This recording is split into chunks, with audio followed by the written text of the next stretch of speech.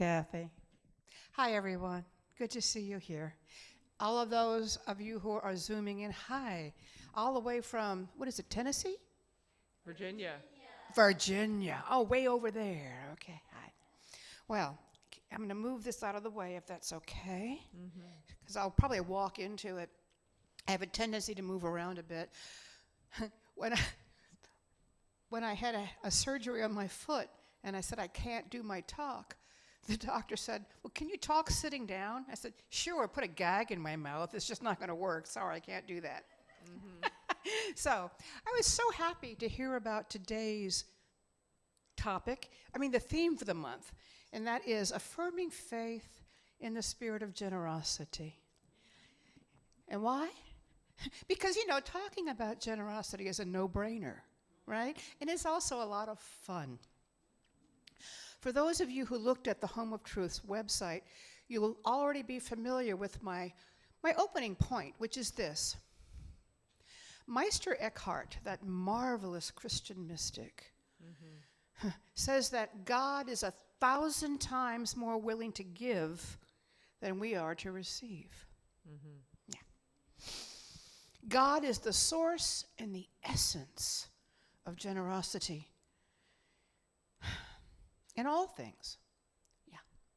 So trying to accept all of God's givingness would be like trying to drink from the proverbial fire hose.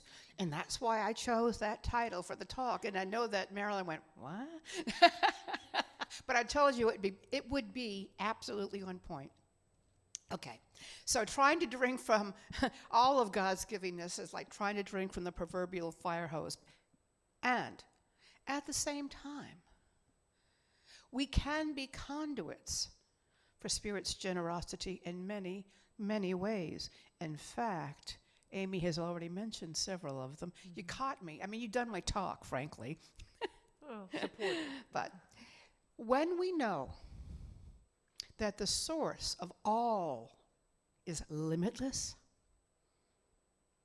that our willingness to give can flow like God too. I'm going to begin with a couple of quick readings. I don't ordinarily do this, but they were so perfect that I'd like to share them with you. The first is a short reading from the book Discover a Richer Life that was written in 1961 by Dr. Ernest Holmes, the founder of religious science. The universe is abundant, unlimited in every respect. If it were not unlimited, it would have depleted itself long, long ago. Life would have exhausted itself. Law would have ceased to function. Love would have lost its power to harmonize and to heal. And thought and consciousness would have retreated into instinctive reaction. Instead, what do we find? The fish in the ocean lay so many eggs that if they all hatched, the waters would overflow into all of the lowlands. The stars in the heavens are beyond counting. The grains of sand on the beaches are innumerable. The leaves on the trees continue to multiply. Nature is lavish, abundant, extravagant. And then I found another one from a completely different source that is not spiritual at all, but the message was so similar. This is from Annie Dillard, who's a wonderful writer. The extravagant gesture is the very stuff of creation. After the one extravagant gesture of creation in the first place, the universe has continued to deal exclusively in extravagances, flinging intricacies and colossi down eons of emptiness, heaping profusions on profligacies with ever fresh vigor. The whole show has been on fire since the word go. I just love that. Yeah. So, when we can remember to remember these truths, a spirit of generosity comes naturally and easily.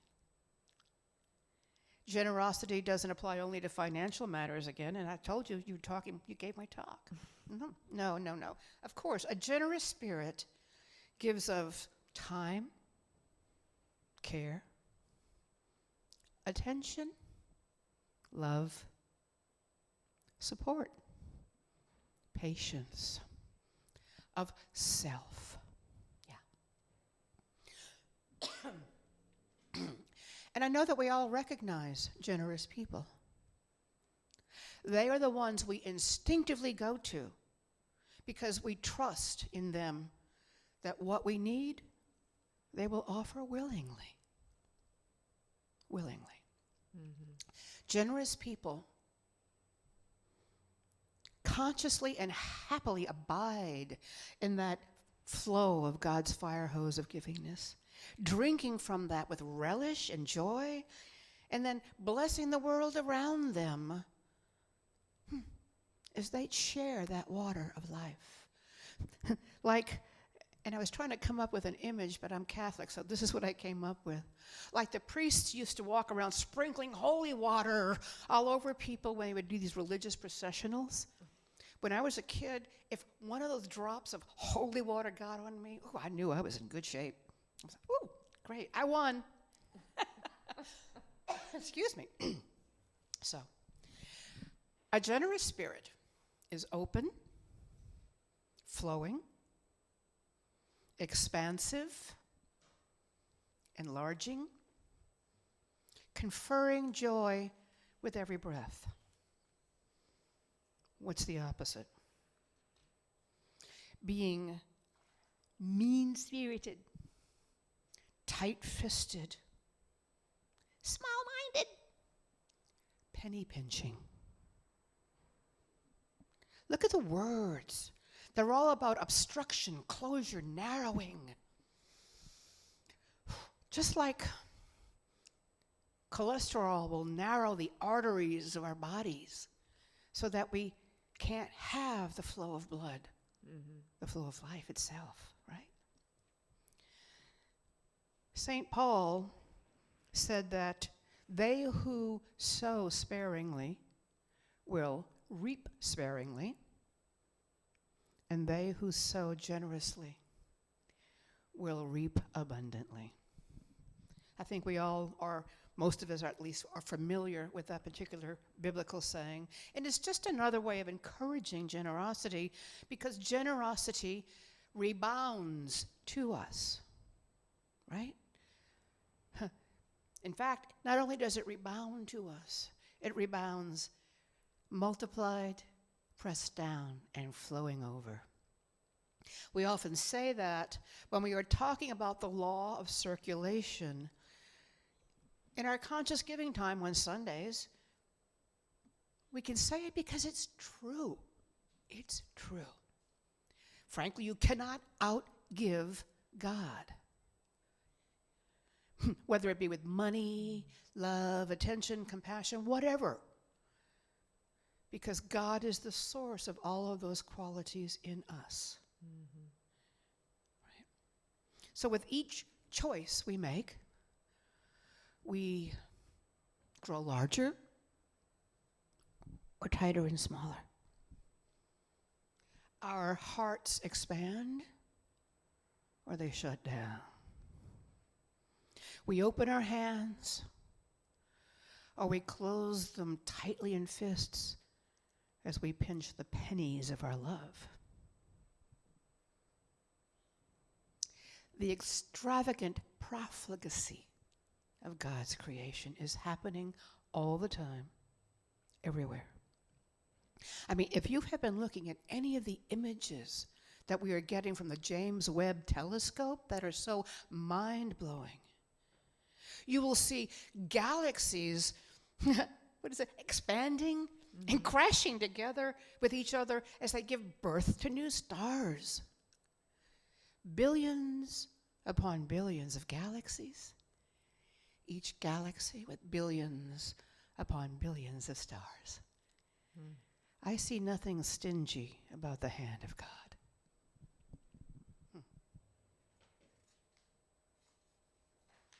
Oh, yeah. As I was preparing this talk about generosity, I recalled one of the tales from Greek times. This is the story of Danae. Danae, like in fairy tales, was a princess in early Greek mythology.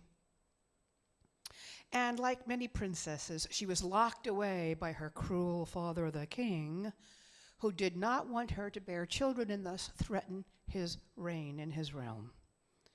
So poor Danae, beautiful young woman, locked away in darkness, being denied love, sunlight, and freedom. But the king of the gods, Zeus, desired Danae.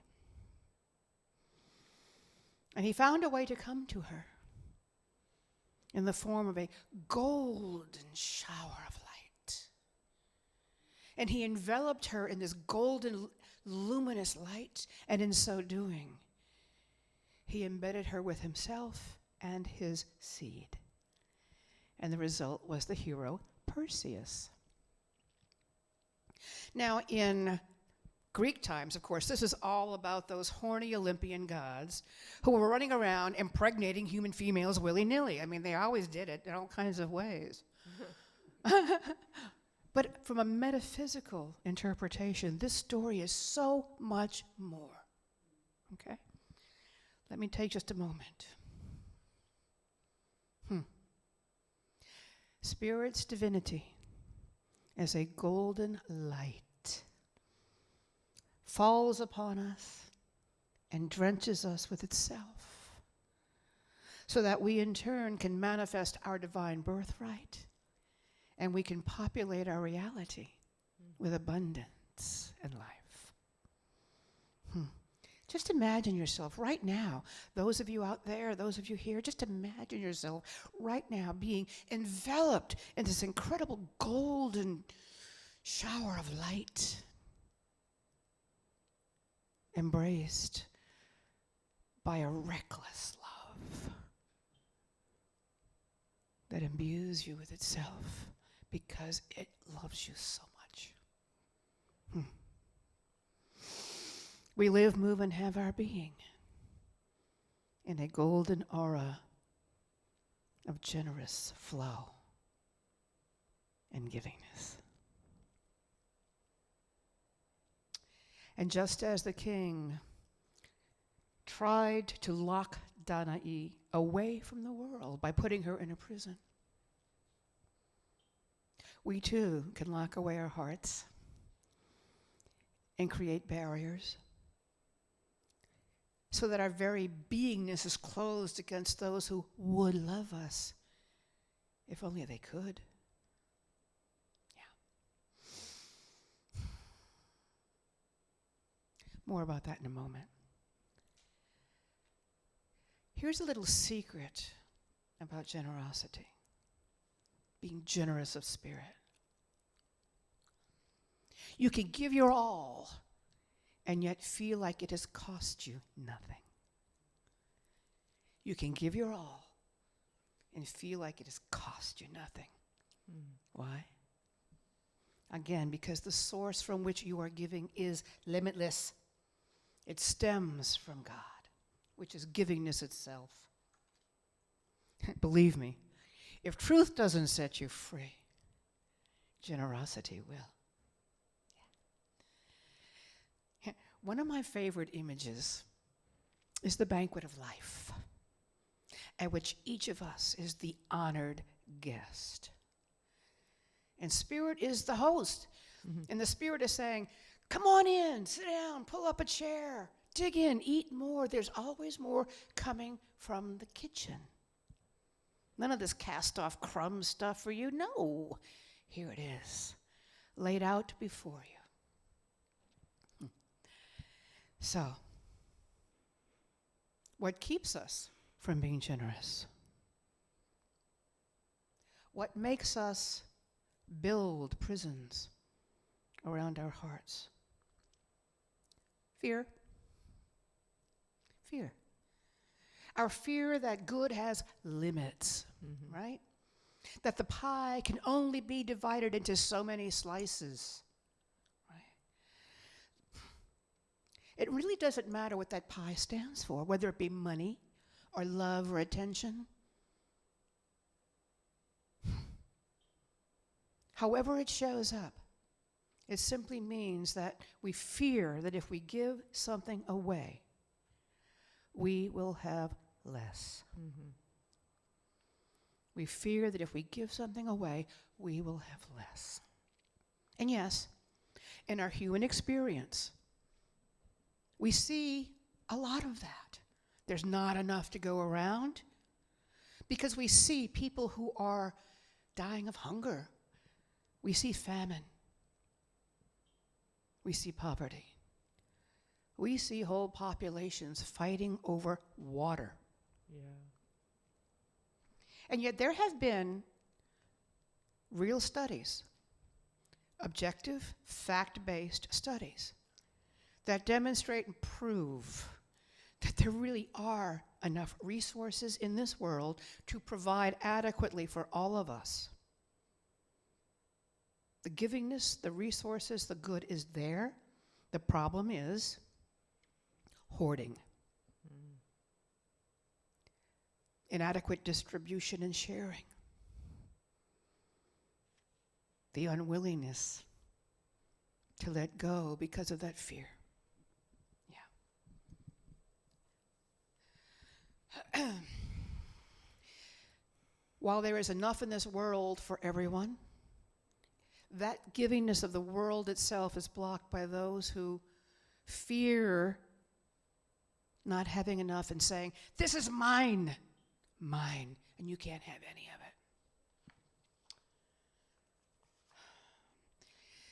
Now, I'm going to take a slightly different perspective, something else to consider about God's givingness, that generosity that flows, that fire hose quality, if you will.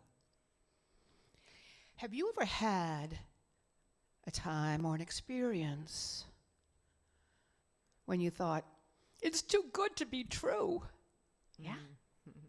I've seen some head nodding. I hope people out there remember that. Or maybe even this. Maybe there was a time when your life was filled with so much success and good things were flowing to you so beautifully that you thought, "It can't last." Yeah. You know, as a practitioner and a spiritual counselor, I have prayed with people who have to work to keep their consciousness open to the good that is coming their way. And you know, that's really quite reasonable, because I think 99% of us, very early on in our lives, received messages that told us we weren't good enough to get the good, or even if we were good enough, there wasn't enough to go around. I'll share a story about that. It's kind of prosaic, but it's true. I grew up in the South, and one of my favorite meals was fried pork chop. Love fried pork chop. But I had 4 brothers. And when my mother would feed us, I could only have one little pork chop. And that wasn't, that wasn't really enough, but she said, "Kathy, that's all there is. You can't have any more." And you know, it always bugged me. I want more pork chop. What's so interesting is that I realized later, many, many years later, I'd forgotten all about it. But as I became an adult and I could cook my own food, I always make 2 pork chops. Even if I don't eat them at the same time, I have to have 2 pork chops because I have to prove there is enough. You know, so I might be a spiritual master, but I have to have 2 pork chops. I have to prove that God's good is unlimited, and I can have all the pork chops I want. Now, I know it's silly, but it's a good example of how we humans kind of react to early messages and our early experiences that make us doubt that life is a banquet, okay? So yes, frankly, I think God's givingness then, when we come from those kinds of early messages, God's givingness can intimidate us, right? Sometimes we resist it from fear it's too good to be true. Or maybe sometimes those old voices cause us to doubt it at all. Back in January of 2021, I did a talk here about being grounded in good, and I did that via Zoom sitting in my office. We were still Zooming at that point. And one of the things I said back then was exactly what I'm hoping to convince you of today, and that is the flow is the flow is the flow. We cannot stop God's flowing to us, but I illustrated that we can block it back then by putting a rubber bucket over my head. I'm not going to do that now, but the principle is still true. God will give. We don't have to receive. We therefore block and obstruct the law of circulation and the flow of life. The giving and receiving is part of a whole, a circulation. Just like the blood circulates in our bodies, and we inhale and exhale. The both and. This is how it works. So,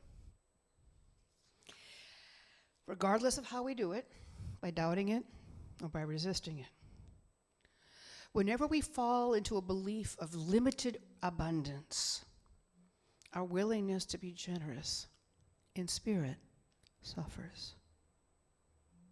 We narrow the gate. I'm going to do one more reading because I just can't not. You all know it, but here it is again anyway. And this is from Matthew, the Gospel of Matthew, chapter 6. Jesus says to his disciples, "Look at the birds in the sky. They do not sow or reap. They gather nothing into barns. Yet your heavenly Father feeds them. Are not you more important than they? Why are you anxious about clothes? Can any of you, by worrying, add a single moment to your lifespan? Learn from the way the wild flowers grow. They do not work or spin. But I tell you that not even Solomon in all of his glory was clothed like one of them. If God so clothes the grass of the field, which grows today and is thrown into the oven tomorrow, will he not much more provide for you, O you of little faith? So do not worry and say, what are we to eat? What are we to drink? Or what are we to wear? Your heavenly Father knows that you need them all. But seek ye first the kingdom, and all these things will be given you besides." So in closing, I wish you a generous spirit, a shower of gold, and the banquet of life. May you give as you receive without end. And so it is. Namaste.